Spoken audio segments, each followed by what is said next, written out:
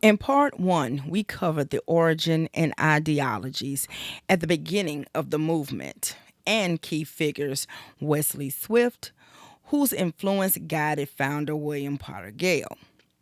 In part two, we'll examine groups that developed, formed, and or were influenced by the Savin movement, the impact they've made on the government, and events that have been cemented in history. We'll see how the movement has progressed throughout the years and how different ethnic and racial groups identify with the Savin premise and have adopted some of the movement's ideologies, more so related to government as a way of life. And in part three, and the final installment, we'll look at Savin citizens' peculiar behavior at traffic stops and inside the courtroom. While the interactions can be interestingly entertaining, they can also be troubling. The Montana Freemen, consisting of a group of Montana farmers and ranchers, morphed into an anti-government extremist group active in the 1990s. The ideology, which evolved from the Posse Comitatus movement, centered on the belief that they were not subject to federal authority, believing in individual sovereignty. Ralph Clark and his family owned a homestead, relying heavily on federal funding and bank credit. Clark lost it to foreclosure after a defaulted bank loan. The property was foreclosed by Farm Credit Bank of Spokane and successor Agri-America. Clark wasn't educated and couldn't read. According to Cecil Whitty, a neighboring rancher who was also married to Clark's sister, Ada, Ralph flunked out of grade school, but he had the ability to mesmerize people. According to Whitty, he was a natural-born con man. Clark relied on his wife Kay and son Edwin to complete the paperwork for the farm. His lawyer, Sarah Vogel, worked on his behalf to halt an earlier foreclosure, even getting him enough press where he landed on the Geraldo Rivera show and an article in Life magazine written about him. He received charitable donations and financial support from Farm Aid as well. But Clark and company were bad with money. When Clark and other Freeman farmers had money, they did not always spend it wisely, according to neighbors. After winning one stay of foreclosure from Farmers Home Administration, they recalled he bought a Lincoln Continental. Bill Stanton, a 65-year-old neighbor who joined the Freemen, was known by neighbors to have spent his federal subsidy checks on things such as a helicopter, a motorhome, and gambling trips to Las Vegas and the Bahamas. The Freemen would often take matters into their own hands, like in January 1994. The Clarks led a group of armed men to storm the county courthouse, all because of a federal subsidy check that the former wife of Richard E. Clark, the nephew of Ralph, was seeking in a divorce payment. According to Cecil, Ada stopped talking to her brothers. When Mother Clark passed away, Ralph and Emmett refused to attend the service. In that previous fall, Dean Clark went out to Freeman Farm, where he had leased land to harvest and haul away 20,000 bushels of wheat and barley. His father and grandfather, Richard Emmett Clark, both Freemen, greeted him with shotguns and kept him from taking the grain. They told him if he returned, they would shoot him and shoot to kill. However, with all the moves that the Clarks made, they could not stop the farm for going into auction on the steps of Garfield County Courthouse and being sold in April 1994.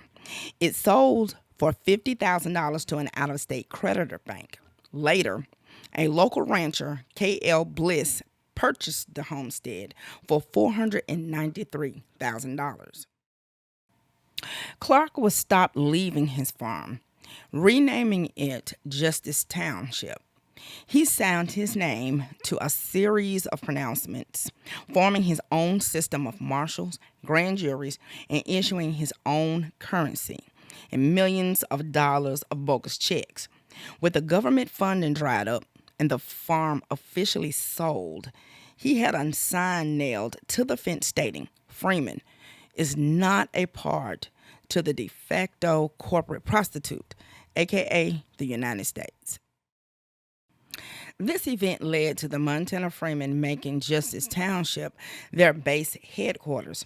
The Montana Freemen took over the Garfield County Courthouse in January of 1994 to create their own Supreme Court of Garfield County Comptonments.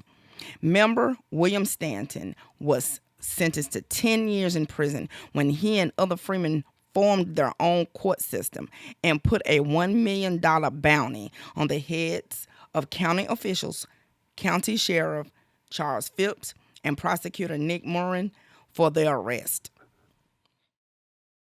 Cascade, a central Montana town, was deemed as a Freeman enclave. The mayor of Cascade and self-proclaimed Freeman, Tom Clark, deposited $20 million in fake money orders made payable to Norwest Bank, Butte, Montana, through account number 85-207-99406.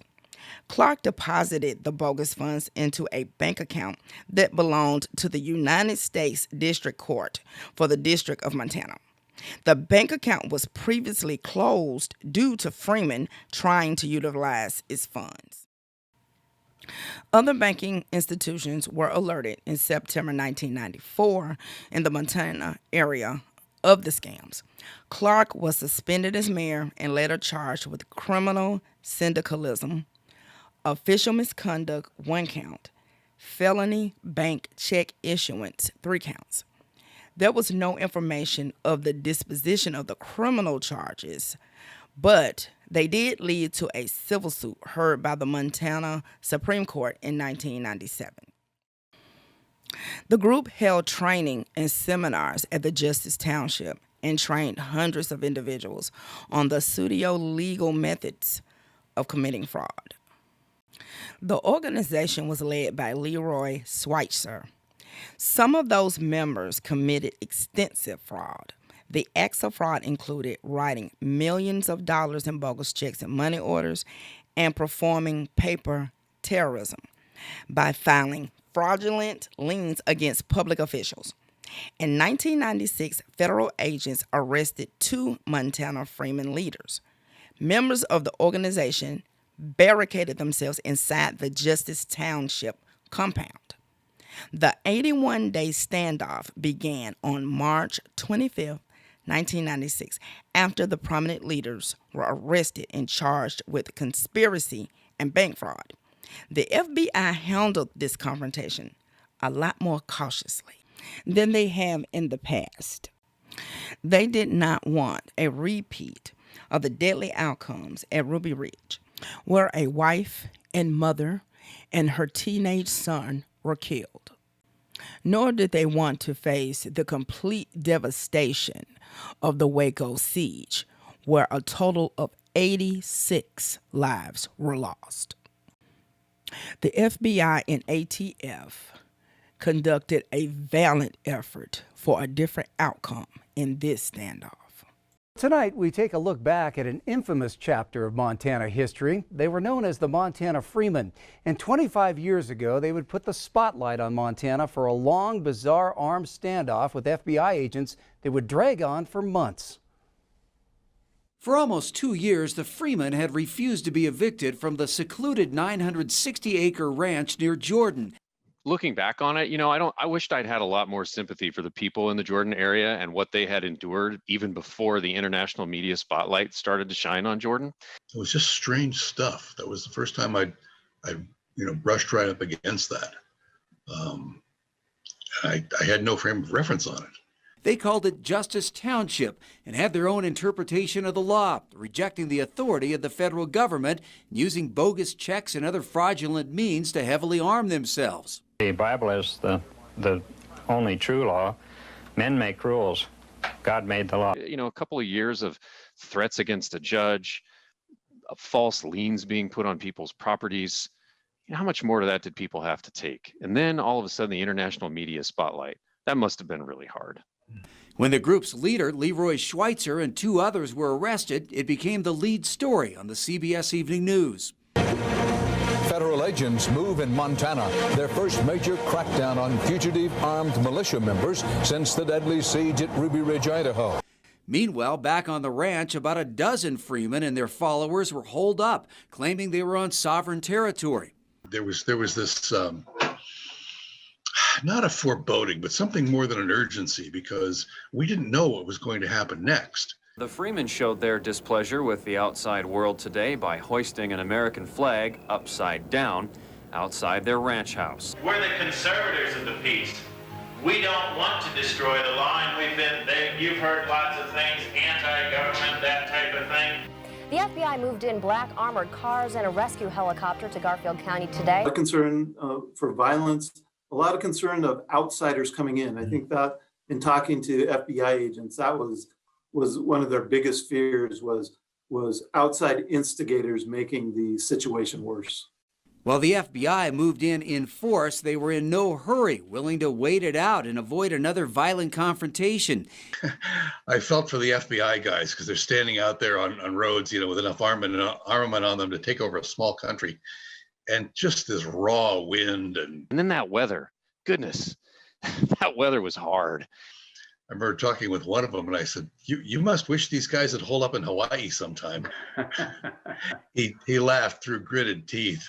Everybody was not happy for the cameras or the influx of law enforcement as well. The FBI and ATF, making a presence in Montana in the mid-90s wasn't well received by some. 81 days later, the standoff finally ended peacefully when the remaining Freemen surrendered. It's apparently all over but the shouting and the trip to jail. Nearly 3 months after it began, the standoff between the anti-government Freemen and federal agents is in its last hours. That was fascinating stuff. I've never covered anything remotely like that story. There were some similarities to now, although not to the same degree, but there was a real anger. I wish I had realized at the time just how pervasive some of this thought was and where it was going to go. Because even today, we're dealing with people who really are kind of tied loosely, if not actually tied through connections. They're tied philosophically to some of the Freemen. So we're still dealing with some of their philosophies today. Well, the trial for the Freemen was also a spectacle, bringing national news cameras back to Montana again. The leader of the group, Larry Schweitzer, was convicted on multiple federal charges and died in prison in 2011 at the age of 73. 7 others were also convicted and sentenced, with the last of the imprisoned Freemen, Russell Landers, who you saw in that video, passing away just last week. The Freemen standoff resulted in a peaceful resolution after negotiations ended in the remaining Freemen surrendering peacefully on June 14, 1996. Ironically, Randy Weaver from Ruby Ridge joined James Bo Britz, a Christian Patriot movement figure, to offer help in the negotiating with the Montana Freemen. Britz had also assisted in the Ruby Ridge siege. Former Branch Davidian Wally Kennett from the Waco tragedy told federal agents he was a newspaper reporter but wasn't allowed past the security checkpoint. Leroy Schweitzer received a 22-year sentence and died in prison in 2011. The other leaders, Russell Dean Landers, received a total of 26 years, dying in prison in 2021. And Daniel E. Peterson was sentenced to 15 years and committed new fraudulent schemes while in prison, adding an additional 11 years onto his sentence. He is now 78 years old and lives in Billings, Montana. Montana Freeman Scott Philip Roeder unalived George Tiller, an American physician from Wichita, Kansas. Dr. Tiller was one of the few doctors in the U.S. that would perform long-term abortions. Roeder, an anti-abortionist extremist, shot Tiller to death at point-blank range during a Sunday morning service at Reformation Lutheran Church on May 31st, 2009, where he served on the usher board. It was at this church last May where Dr. George Tiller, a late-term abortion provider, was shot and killed as he was leaving Sunday services. Now with one charge in murder in the first degree. Now the man charged with his death has confessed, saying he's not sorry. 51-year-old Scott Roeder spoke to the AP exclusively in a telephone call from jail. Are you saying you shot Tiller? Well, I suppose that's pretty much the case. But, yeah, well, because I mean that obviously, if I'm going to come out with a defense, that was perhaps quote. Roeder says he killed the 67-year-old abortion provider to protect unborn children. I want to make sure that the focus is, of course, I mean, obviously, on the people and children. Yes, it's a pretty big offense. Roeder is charged with 1 count of first-degree murder in Tiller's death. He's also charged with 2 counts of aggravated assault for allegedly threatening 2 ushers who tried to stop him. But Roeder says he has no regrets, saying he hopes his actions will prompt women thinking about abortions to reconsider. Even if one changed her mind, it was worth it. So, no, I don't have any regrets. Roeder has pleaded not guilty and is scheduled to go to trial in January. Sandy Kozel, The Associated Press. Roeder stated that preborn children's lives were in imminent danger. Roeder was stopped in Topeka, Kansas in April 1996 while displaying a play card reading Sovereign Citizen in lieu of a license plate. He had no driver's license, vehicle registration, or proof of insurance. Questioned, Roeder informed investigators he had worked 4 jobs within 6 months. Roeder's ex-wife, Lindsay Roeder, made a claim that Roeder was mentally ill and had been diagnosed at the age of 20. He was possibly a schizophrenic. She also thought he was bipolar. During a search of his car by police, explosive charges, a fuse cord, and a pound of gunpowder and 9-volt batteries were found in the trunk. He was charged, convicted, and sentenced to 24 months of probation. He was later arrested and probation revoked due to failure to pay taxes and providing his Social Security number with his employer and other parole violations. On April 1st, 2010, for the murder of Dr. George Tiller, Roeder was sentenced to 50 years with no possibility of parole. However, on November 23, 2016, Roeder was resentenced to life in prison with the possibility of parole. Due to the discovery of Roeder suffering from prostate issues.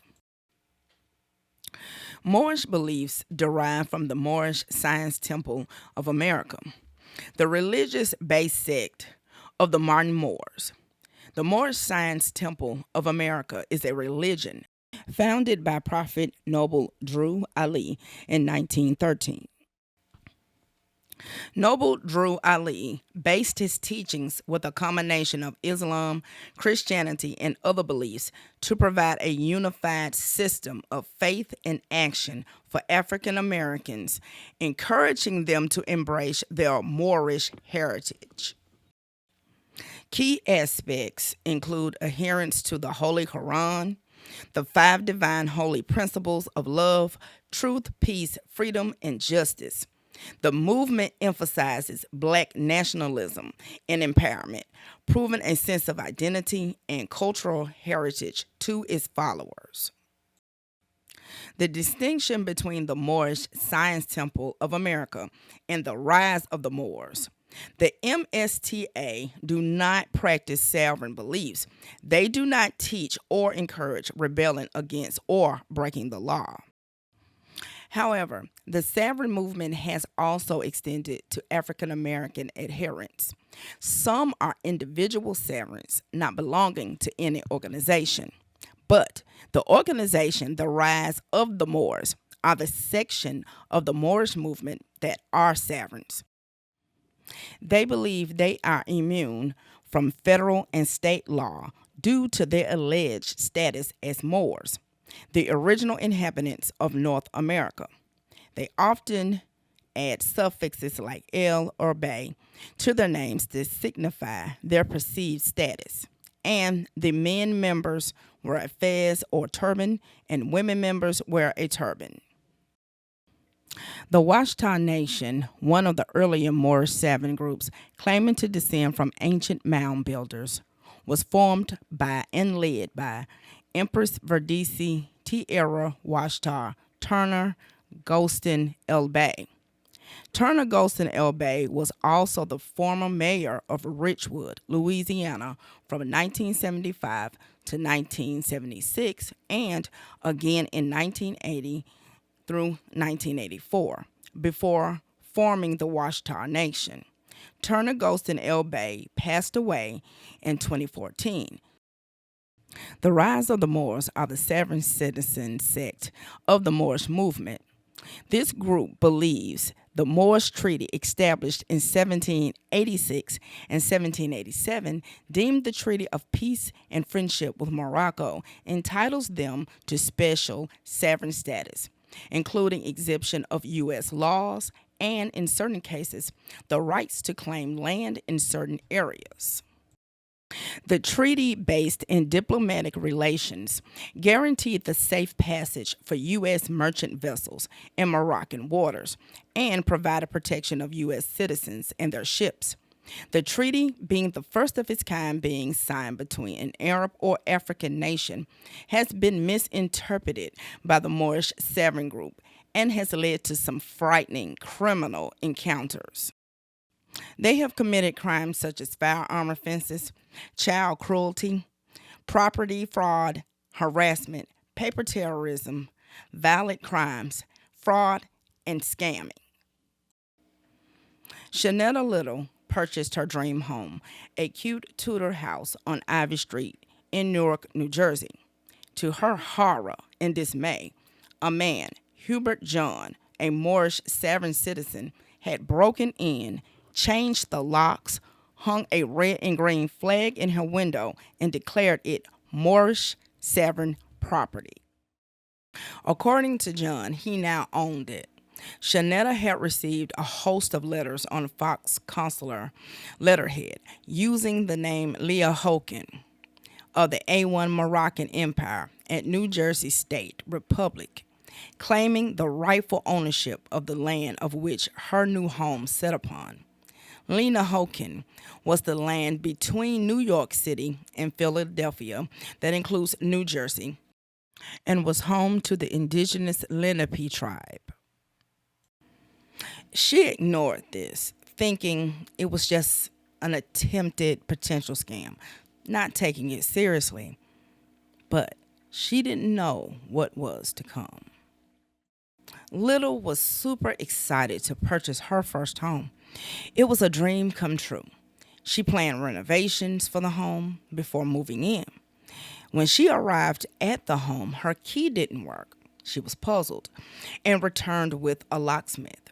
She was confronted by two men, one being Herbert John, claiming the house belonged to him by way of all Moroccan Empire. He hung a red-green flag in the window. John claimed he was a sovereign citizen of a country that does not exist and for whom the laws of the United States do not apply. Little was a victim of paper terrorism, a popular tactic among extremist groups, and is the fastest growing, according to government experts and watchdog organizations. One local woman bought her first home in Essex County only to have someone that she's never met before try to steal it. Now she wants others to beware that this could happen to them. CBS 2's Alice Gaynor explains. First came the letter. There's seals on it, there's fingerprints. Then another. The letterhead says it's from the Al Moroccan Empire Consulate at New Jersey State Republic. Both sent to Shanetta Little, the proud new owner of this home in Newark.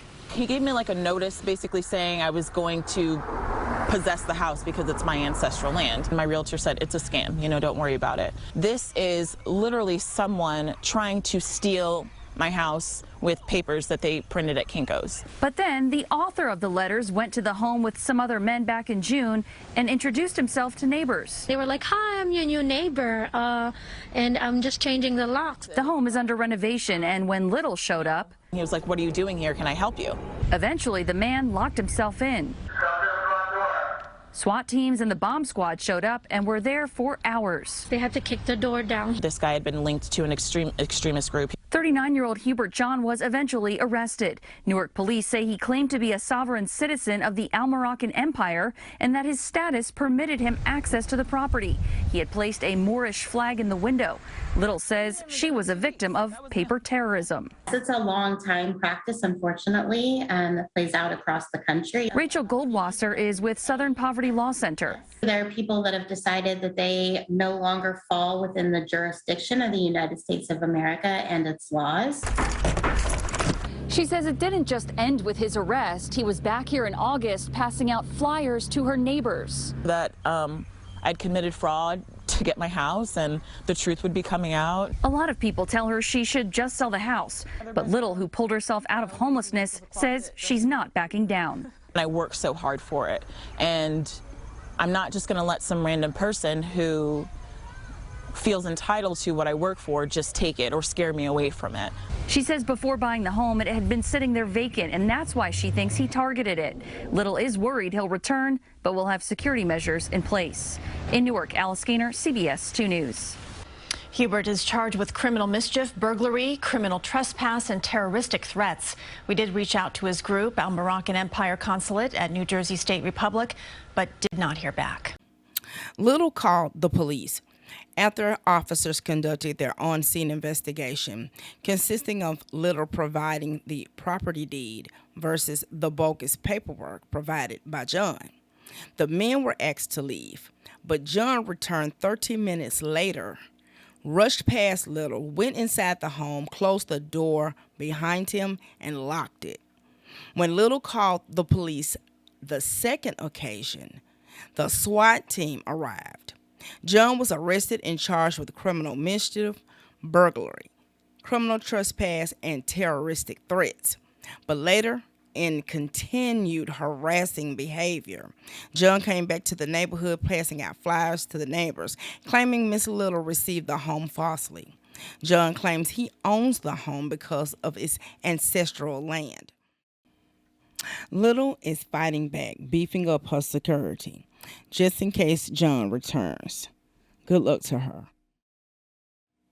A Georgia couple, 36-year-old Hassan Sabe and 25-year-old Tinka L., who are Moorish 7 citizens, were arrested April 6, 2023 for 3 counts of child cruelty and 1 charge of giving false information to law enforcement after a deputy responded to the Pediatric Intensive Care Unit at Children's Hospital of Georgia.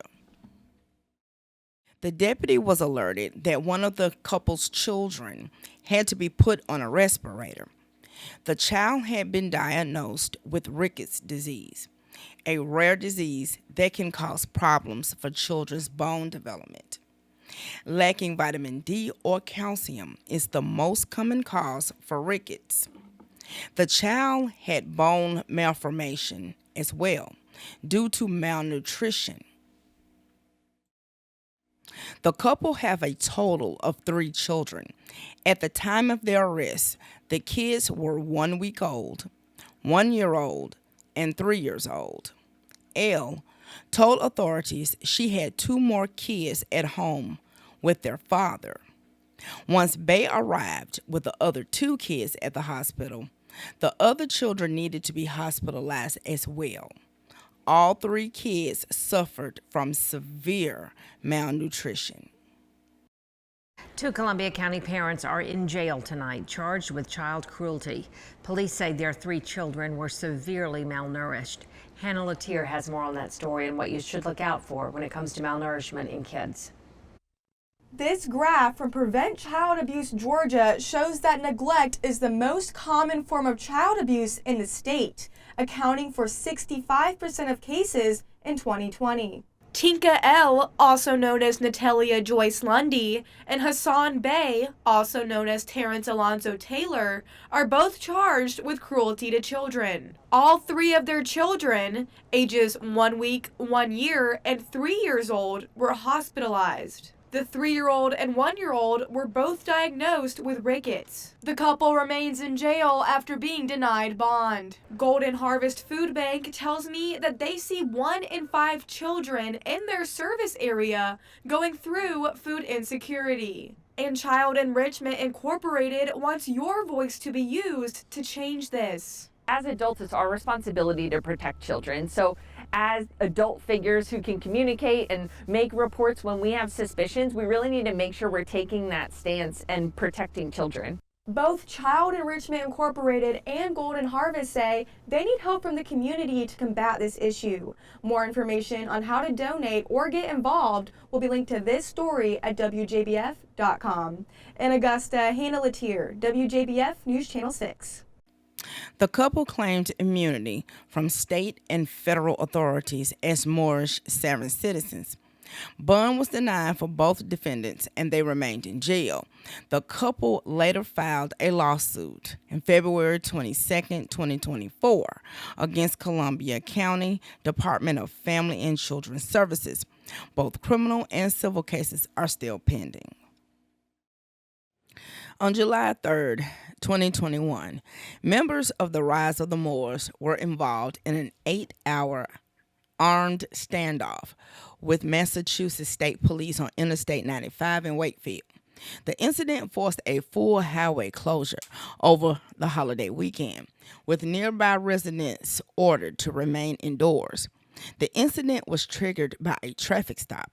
The members were preparing for a tactical training session dressed in military fatigues. Believing they are not subject to government laws, they refuse to self-identify and put down their weapons. New details about the armed militia group called the Rise of the Moors. You might remember it's been nearly a year since the Moors were at the center of a long police standoff on I-95 in Wakefield. Yeah, the case has gone quiet since that day. So where does it stand now? WBZ Chief Investigator Cheryl Fiandaka has some answers tonight.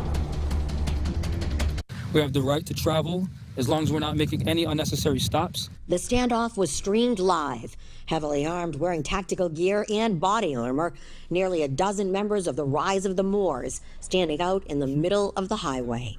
The self-proclaimed militia group was traveling from Rhode Island to Maine and stopped on the side of Route 95 in the middle of the night to refuel one of their trucks. It was July 4th weekend, and that stop caught the attention of a state trooper.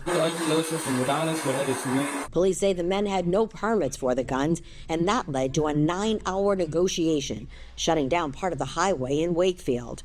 In the end, the men surrendered. Police recovered pistols, AR-15s, and rifles. In all, 11 were arrested. In court, facing a host of weapons charges, the leader of the group, Jamal Latimer, also known as Jamal Talib Abdullah Bey, told the judge the court had no jurisdiction over them.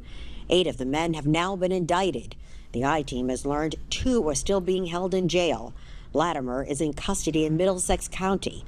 All of the cases are pending. The Rise of the Moors believes they are sovereign citizens under a treaty with the U.S. and Morocco and are not subject to state or federal laws. I reassured them that these men here will not be pointing guns at them.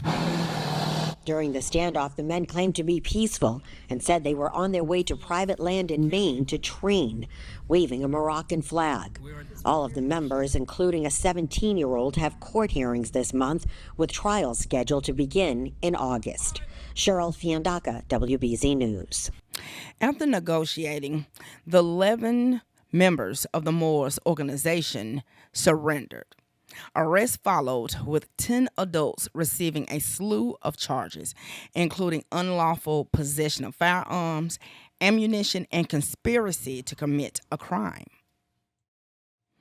In June and July of 2024, Jamal Latimer was convicted on several counts, and Stephen Anthony Perez was convicted of unlawful possession of a firearm and using body armor doing a felony. They were sentenced in July 2024. Jamal Latimer was sentenced to 3 to 5 years with 4 years of probation. Stephen Anthony Perez was sentenced to just over a year and a half in prison and 4 years of probation. 26-year-old Moorish 7 citizen and former Fresno college student Kyran Caples, also known as Kaho'olawe, sat in his car in a closed park. At 12:22 a.m., a deputy noticed a vehicle in Hunt Fountain Park. The park closes at 10 p.m. The deputy approached the vehicle, finding Caples inside. He asked Caples why he was in the park after closing. The sheriff said the occupant of the vehicle wouldn't cooperate with him. The sheriff said at this point he's resisting a law enforcement officer performing a lawful duty. Judge stated he returned to his vehicle and called for additional backup. Arriving shortly were Lieutenant Chad Anderson and Deputy Sheriff Craig Smith. A Fresno woman now says she wants to meet with deputies in the state of Florida to apologize. That is after her son, a former Fresno State student, was killed in a shootout while trying to kill deputies in Florida. Fox 26 reporter Sophia Lesios shares what one Florida sheriff is saying about that shootout and the impact his time at Fresno State had on his state of mind. Sophia? Listen, Monty, 26-year-old Karen Campbell's, who went by Kaho'olawe, claimed that he was part of a Moorish sovereign citizen. And when deputies from Polk County approached him Saturday, he told them that it was his right to not give them his identification. And sheriffs say that Kamak was radicalized while he was here at Fresno State. Just after midnight Saturday, 26-year-old Karen Caples, who went by Kaho'olawe, was approached by deputies just outside of Tampa, Florida. They were looking for burglars at a park, and since Kaho'olawe was at the park after hours, deputies asked him to show his ID, but he refused. That's when Polk County Sheriff Grady Judd said a deputy noticed Kamak was dressed in an all-white religious outfit and called for backup when he wasn't cooperating. His car started rolling, they grabbed the window, and all of a sudden, he started shooting. Judd said Kamak fired 5 rounds, hitting 2 different deputies, leaving both in critical condition. Kaho'olawe was also shot and died at the scene. Judd says Kamak identified himself as a Moorish sovereign citizen, a group Judd says typically refuses to obey laws and government regulations. They're dangerous, and you don't know when. And he apparently was radicalized while he was a student at Fresno State. He even carried around an ID card stating in part, "Any violation of my rights, well-being, or property is your express agreement to be held officially and privately liable for $750,000 for each violation of the bearer's rights in each capacity." When Polk County Sheriff deputies contact Kaho'olawe's mother in Fresno, she said she hadn't seen him in 3 years since he left college, and they only spoke seldomly. But she says she doesn't know who this Kaho'olawe is, but that's who he goes by now. She wants to meet with the deputies and apologize for her son shooting them. Judd says the most senseless part about this, deputies were just looking for teenage burglars, not him. He was not a target. He was not a problem until he made himself a problem. Judd added if Kaho'olawe had cooperated, the most he would have received was just a citation for being at the park after hours. He says both deputies shot have a long recovery ahead of them. Liz and Monty. All right, thank you, Sophia. Now, this is not the first time Polk County's sheriff says he's dealt with people claiming to be sovereign citizens. Yeah, he says law enforcement often arrests Moorish sovereign citizens, but don't like to publicize it because they don't want to market it for them. Judge stated there were 4 deputies and 2 trainees. Judge stated they tried to take the suspect out of the car when he produced a handgun and started to shoot. Lieutenant Anderson was shot in the arm and the bullet went through his chest. Deputy Smith was hit 4 times. According to Jude, Lieutenant Anderson was able to return fire, letting off a few rounds. Backup deputies fired a total of 38 shots, with Caples being hit 8 times. He died instantly at the scene. Reichsburger, known as Empire citizens, from the joining of Reich, meaning empire, and Burger, meaning citizens, are the German equivalent to sovereign citizens. The Reich citizens movement in Germany identifies with sovereign beliefs, claiming the current German Federal Republic is illegitimate. The Reich citizens movement are composed of various groups and individuals who reject the legitimacy of the modern Federal Republic of Germany. Its adherents believe the German Reich continues to exist in some form. They believe the current German state, the Bundesrepublik or Federal Republic, its institutions and democratically elected representatives are not legitimate. There isn't a centralized structure, but the group has an estimated 23,000 or more supporters.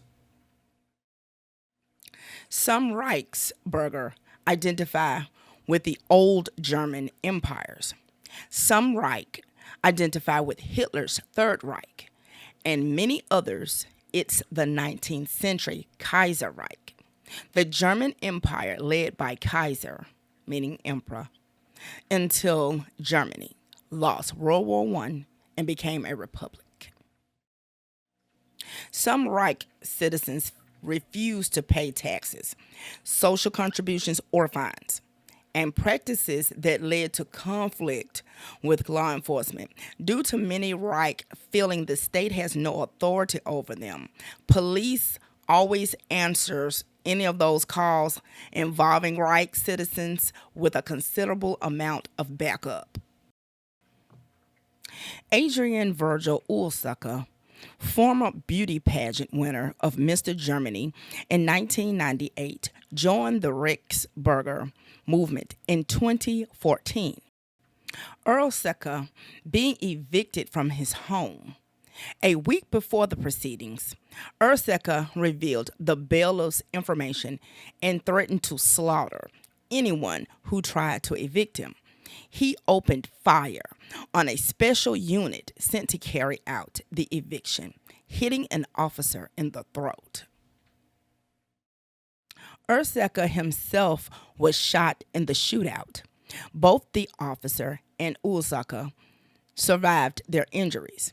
On April 17, 2019, Adrian Ursache was sentenced to 7 years in prison for attempted murder, assault, resisting arrest, and unlawful possession of a firearm and ammunition. He was released on September 2, 2024. A fellow supporter of Ursache, Wolfgang Plan, also a member of the Reichsburger movement, home was raided in the attempt to confiscate around 30 weapons. Plain could no longer legally possess the weapons due to permits resentment, resulting from a psychological assessment deeming him unsound. In the past, Plain also refused to pay taxes and presented his own official identity card. Plain shot officers 11 times, hitting and killing a 32-year-old officer, and was sentenced to life in prison. The King of Germany, Peter Fitzek, is purported Reichsburger, who completely rejects the title. Instead, he prefers Ling of Germany. In 2012, he produced his own coronation with crown and cloak to declare himself monarch of a separate kingdom from the Federal Republic of Germany. Fitzek declared a king was necessary due to the Federal Republic of Germany not being a constitutional state.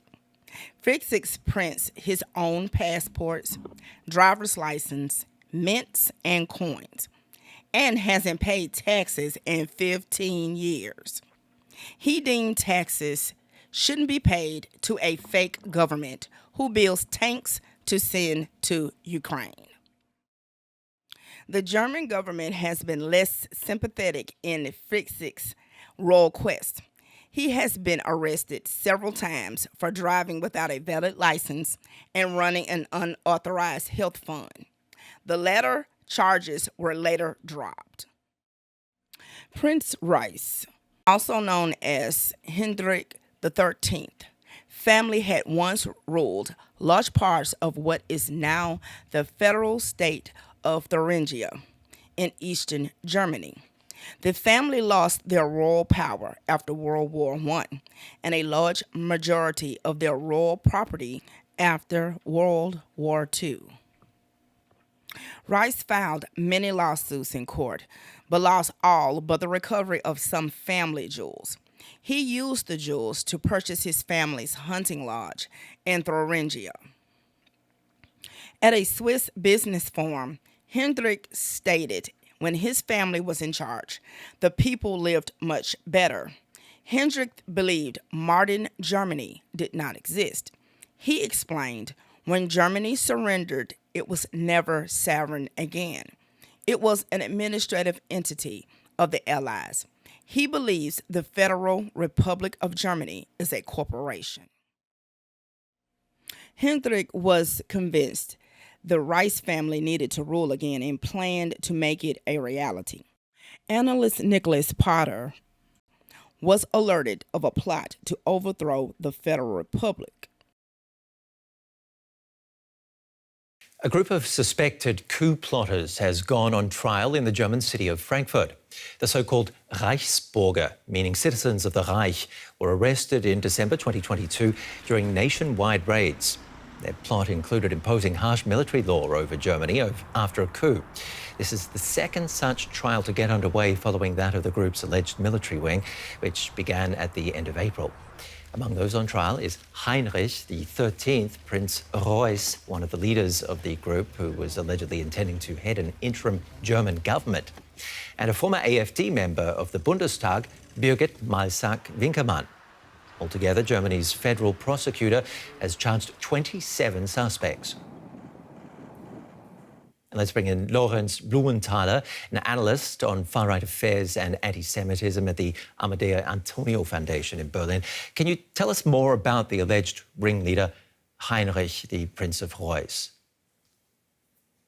Yes, Heinrich, Prince Reuss, took a crucial role within the group, and I think it is oftentimes overseen that he's just singled out as the weird noble character plotting in the back, but he has been connected to Reichsburger activity many years back and probably took a crucial role in networking and bringing all of the plotters together, while at the same time acquiring financial funds for the group. And oftentimes he is portrayed, especially by the media, as just an old, weird character, but he really was serious about overthrowing liberal democracy in Germany. And I think that is something that we will also see once the process has started, being used as a possible defense strategy.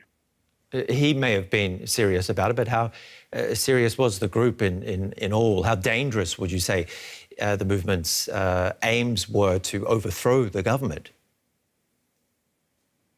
I think it was the best prepared far-right terrorist group in Germany that we have seen till that very day.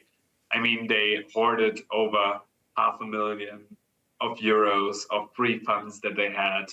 Then they acquired nearly 400 guns. They had an organization, they had an actual plan how to overthrow the government, not only with the military wing, but also very precise plans what should follow after. And I think that already kind of shows how far their planning was already progressed. And I think that is one of the really important things now, that not just after all three trials are over, something that should not fall under the table, that all of the networks and how the group could even acquire so many guns had so many crucial connections within the military and ex-military circles.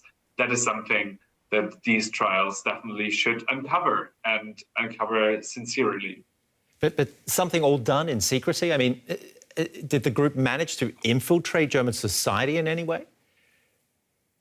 I wouldn't say society. I mean, if you want to overthrow a government, you don't need to infiltrate society, but you need to infiltrate the crucial institutions. And I mean, just the idea that right-wing terrorists with access to guns were able to go in and out within the Bundestags due to the AfD connections the group had, to me is already very much frightening. And for that, you don't need a lot of popular support by German society, but you need to infiltrate the right crucial points within German society, and that is the military, that is the juridical branch. Fascinating. And politics.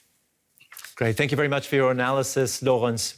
The main element of the plan was to conduct an armed attack against the German Parliament building, to detain top politicians, along with the Chancellor Olaf Scholz. The group planned to showcase the arrested politicians on national TV and install a shadow government. The plan was spearheaded by Heinrich XIII, Prince Reich. The group planned to have military enforcement, which included former German military and police personnel, were to establish 286 armed homeland security companies across the country to deal with any resistance. The group had been stockpiling an arsenal of weapons, ammunition, and other military equipment, and satellite phones for communication. The plan was halted by German law enforcement, who launched one of the largest operations in the country's history to counter the potential terrorists. On December 7th, 2022, the German police conducted raids on over 130 properties, arresting 25 initial suspects, including Heinrich XIII and former far-right Alternative for Germany MP Brigitte Muskig-Winkmann. More potential suspects were discovered, bringing the arrested to at least 27. The raids financially leveled the group by seizing their cache of weapons, cash, and gold. Trials in the case were split due to the size of the case in Frankfurt, Stuttgart, and Munich. The Hawaiian sovereignty stems from grassroots political and cultural campaign to re-establish its independent nation or kingdom of Hawaii. The movement's goal relates to self-governance after the illegal overthrow of the Hawaiian monarchy in 1893 and the subsequent annexation by the United States in 1898. There is a multifaceted overview of goals ranging from full independence to federal recognition of Native Hawaiian rights. Although those desires are common amongst all, there is diversity among groups and different avenues and ideas to arrive at self-determination and self-governance. The movement views both the overthrow of Queen Lukulukiani and a prolonged military occupation and the 1898 annexation as illegal. The apology resolution the United States Congress passed in 1993 acknowledged the overthrow of the Hawaiian kingdom was illegal. Keanu, thank you again for joining us. I mean, it's been amazing learning from you week after week about the importance behind Laku'oko'a, which we're going to be celebrating very soon. In fact, this week, yeah? Why is Laku'oko'a significant to the ongoing discussions right now about Hawaiian identity, sovereignty, and nationhood today? How is it applicable to us today? For one thing, it presents a different context for what is called national consciousness, not ethnic consciousness, because the Hawaiian Kingdom citizenry, the majority, 86%, were Aboriginal or Native Hawaiian, but the 14% were non-Aboriginal. What they had in common is they were called Hawaiian subjects. So that's the nationality of the country. And that is a radical shift than what people perceive themselves today, which is more along the lines of Native Hawaiian blood. Exactly, right? Now, what it also does, it now brings to mind international law to understand our situation as opposed to American law. And the comparisons that people have made between Native Hawaiians and Native Americans. It kind of corrects that, right? So this idea or this concept of the Hawaiian Kingdom and its continued existence as a country forces people to raise different questions. That's a great point, because I know a lot of, people have been watching these YouTube videos that we've been doing, and people have been commenting and asking, well, what can happen to my property then, I mean, so let's go back to what you talked about, the international law and correcting the wrongs. It's been 132 years. So how do we address 132 years of the violation of the international law of occupation? So the law of occupation, dealing with independent states, which Hawaii was at that time, in 1893, is that the occupier is supposed to administer the laws of the occupied state until they get a treaty that would either transfer the territory and its sovereignty to the conqueror or would bring the occupation to an end. Okay? So that's what's supposed to happen. So when we say the law of occupation, it's really the administration of the laws of the occupied state. So we don't have a treaty. That means the Hawaiian Kingdom still exists, but the laws still exist. Right? So let's say somebody lives in Ainahaina, Joe Kealoha, right? He bought his property in 1950, okay? The problem is he paid money for that property, but he didn't get legal title to that property. So what you have there is an equitable interest in the property, but the person he bought it from didn't own it to begin with, because who was the notary? So under Hawaiian Kingdom law, you have to go before a notary public of the Hawaiian Kingdom to acknowledge deeds. And what their job is to make sure that you are doing it of your own free will. You're not being coerced or forced into this movement of land, right? Exactly. So instead, what we find is the notaries of 1893, after the overthrow of the government, which was illegal, were members of the insurgency. So right there, we're drawing to question, wait a minute, did somebody have a gun to somebody's head? Right. Right? Just that type of question is crucial. So what people today have, you never had it to begin with. But what you did was you provided equitable interest for that property. So the law of occupation today, steps can be made which would make those notaries valid, thus making Uncle Joe Kealoha's deed valid. Valid, got you. Oh yeah, I'm sure a lot of people are relieved right now to hear that from you, Taking a Dr. deep breath. Oh, okay. Because you know how many chicken coops I put up in my yard. No, I'm just kidding. Thank you so much again. This is amazing, and thank you again for leading us up to this very important Hawaiian national holiday. Absolutely, mahalo. Dr. Keanu. A joint congressional resolution apologized for the 1893 overthrow of the Hawaiian monarchy. Sovereignty advocates believe in many of the issues that plague their community, like homelessness, poverty, economic marginalization, and erosion of Native traditions to the lack of Native governance and political self-determination.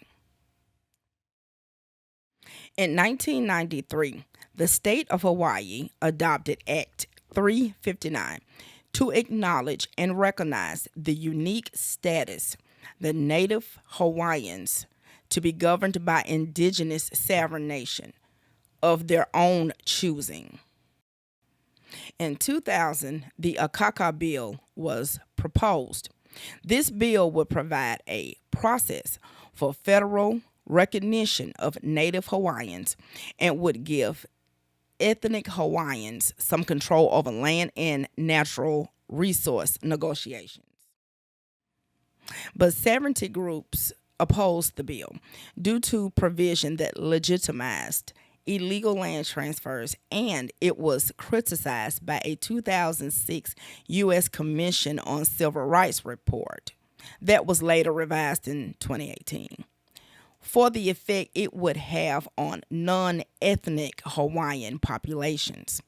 In 2005, a Grassroots Institute poll revealed most Hawaiian residents opposed the Akaka bill. Sovereign advocates connect the force of depopulation of Kaho'olawe and its bombing, the construction of the Mauna Kea observatories, and the Red Hill water crisis caused by the U.S. Navy's mismanaging the situation are some of the more contemporary matters that are key to the sovereignty movement. There are several sovereignty and cultural rights organizations that are dedicated to the fair treatment and restoration of Hawaiian government. These groups consist of Aloha, the Aboriginal lands of Hawaiian ancestry, and the Principality of Aloha, founded in the late 1960s or 1970s. There is a conflict of accounts regarding who formed the group, with Butnick, Louisa Rice established the group in 1969 with Charles Kaluli Maxwell, claiming the group from 1972. Aloha sought reparations for Native Hawaiians by hiring a former U.S. representative to write a bill that, not ratified, spawned a congressional study. The commission assigned to the study recommended against reparations. The study was allowed 6 months and was accused of relying on biased information from a historian hired by the territorial government that overthrew the kingdom, as well as from U.S. Navy historians. Kaho'olawe, Hawaii was formed in 1987 as a local grassroots initiative for Hawaiian sovereignty. Malani Trask was its first leader. The group has elected offices and representatives for each island. The sovereignty group supports federal recognition, independence from the United States, and inclusion of Native Hawaiians in federal Indian policy.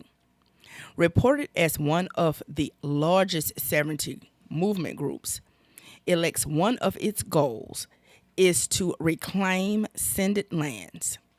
In 1993, the group led 10,000 people on a march to the Iolani Palace on the 100th anniversary of the overthrow of Queen Lakalukiani. Caples leader Kukani Blaisdell, a medical doctor and founding chair of the Department of Medicine at the University of Hawaii, and John Burns School of Medicine, who advocates for Hawaiian independence. The group began in the late 1980s, aiming to supply information that could support the sovereignty and independence movement. Blaisdell and the 12 groups that comprise the Caples believe in a nation within a nation concept as a start to independence, willing to negotiate with the President of the United States as representatives of our nation as co-equals. In 1993, Blaisdell convened with the People's International Tribunal, bringing indigenous leaders from around the world to Hawaii. The United States was put on trial and found guilty, with the findings published in a lengthy document and filed with the UN committees on Human Rights and Indigenous Affairs. Nation of Hawaii is the oldest Hawaiian independence organization. Dennis Puhuna Bumpy Kahani is the group's spokesperson and head of state. This group differs in advocating for a republican government instead of restoration of the monarchy. In 1989, the group occupied the surrounding area of Makapu'u Lighthouse, and in 1993 occupied Kapu Beach near Makapu'u. Kaho'olawe was a primary leader of the occupation. The group ceased occupation in exchange for the return of ceded lands in the adjacent community, Wamaloho. The group established a village, cultural center, and a place of refuge. Mahuna Kea Ananahu is a former systems specialist for the Joint British-Dutch-Canadian Telescope. She is one of several people who sued to stop the construction of the 30-meter telescope and is the director of Mahuna Kea Anunuhu, People Who Pray for the Mountain. The group is described as a Native Hawaiian organization comprised of cultural and lineal descendants and traditional, spiritual, and religious practitioners of the sacred traditions of Mauna Kea. Hayden Burgess is an attorney who goes by the Hawaiian name of Poka Lainui. He also heads the Institute for the Advancement of Hawaiian Affairs. Lainui argues that the U.S. government treaties of 1826, 1849, 1875, and 1883 was illegal in both American and international jurisprudence concerning the invasion, occupation, and overthrow of the Hawaiian monarchy. 70 Group Protect Kaho'olawe Ohana filed a lawsuit in U.S. federal court to stop the Navy's use of Kaho'olawe for bombardment training to require compliance with a few new environmental laws and to ensure protection of cultural resources on the island.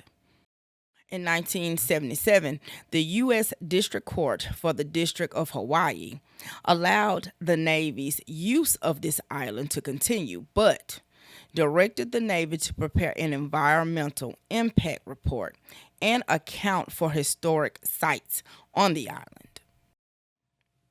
The effort of the first landing began in Wakapu on January 6, 1976. The larger group headed toward the island were intercepted by military crafts. The TheKaho'olaweNine continued and landed on the island. They consisted of Walter Wright, Emmett Lee, George Helm, Gail Kawapuna Pregene, Stephen K. Morse, Kimu Alai, also known as James Kimo Mitchell, Auntie Ellen Miles, Ian Lind, and Carla Villalba. George Helm and Kimo Mitchell ran into severe weather and were unable to reach the island. An extensive search was conducted in an effort to recover their bodies. Unfortunately, they were lost at sea. Wright became a leader in the Hawaiian community, coordinating community efforts including for water rights, opposition to land development, and the protection of marine animals. After the efforts of the TheKaho'olaweNine, the island transformed from a U.S. Navy bombing range into a protected, culturally significant, focused site where restoration has been ongoing. The island is now in control of the Kaho'olawe Island Reserve Commission. And the last Hawaiian sovereignty group to be discussed is the Hawaiian Kingdom government, which consists of 70 members of one separatist group. That states it is the Hawaiian Kingdom government, which claimed about 1,000 members in 2008.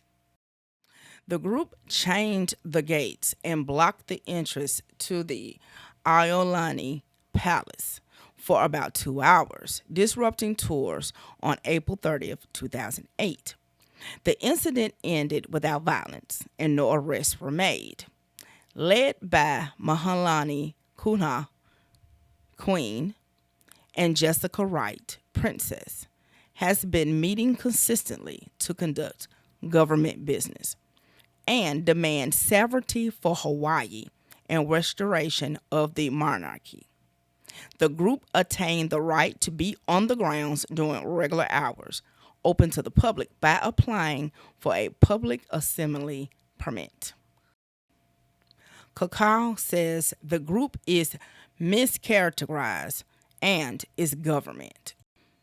The Montana Freemen Group dissolved in 1996 after the 81-day standoff with the FBI and ATF.